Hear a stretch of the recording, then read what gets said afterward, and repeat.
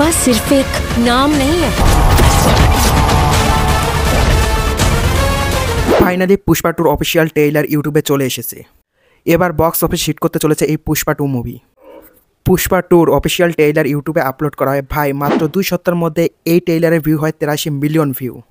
আসলে পুষ্পা টু মুভিতে আল্লু অর্জুনকে এমনভাবে একটা কালের লুক দিয়ে দেখানো হয়েছে, এই লুকটা দেখার পর দর্শকের মন আরও অর্জন করে নিয়েছে আল্লু অর্জুন। এই ছবিটি মুক্তি পাওয়ার কথা ছিল 15ই আগস্ট, বাট কিছু শ্যুট বাকি থাকার কারণে এই ছবিটি 15ই আগস্ট মুক্তি পায়নি। এবার মুক্তি পেতে যাচ্ছে পুষ্পা টু মুভি। 16 ডিসেম্বর মুক্তি পাবে পুষ্পা টু মুভি।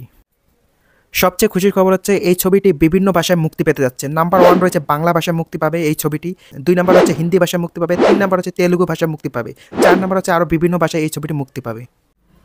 পুষ্পা মুভির বাজেট ছিল 193 কোটি রুপি। পুষ্পা টু মুভির বাজেট ছিল 400 কোটি রুপি, কিন্তু গ্রাফিক্স কিছু শ্যুটের কারণে এই মুভিটি মোট খরচ পড়ে 580 কোটি রুপি।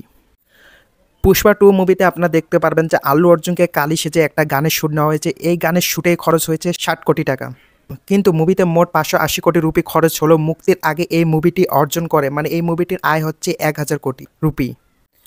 এই মুভি তৈরি করতে 580 কোটি খরচ হলো। এই মুভিটি মুক্তির আগে এই মুভিটির আয় হয় 1000 কোটি রুপি, মানে বুকিং সহ বিভিন্ন আয় হয় 1000 কোটি রুপি। দর্শকের এত পরিমাণ আগ্রহ যে এই মুভিটি তৈরি করতে যে পরিমাণ রুপি খরচ হয়েছিল তার থেকেও বেশি রুপি মুক্তির আগে এই ছবিটি আয় করে ফেলেছে। এবার জানা যাচ্ছে যে বক্স অফিসের মধ্যে সেরা মুভি হতে যাচ্ছে এটা। জানা যাচ্ছে যে ভারতের সব মুভির থেকে আয় এগিয়ে থাকতে পারে এই পুষ্পা টু মুভিটি।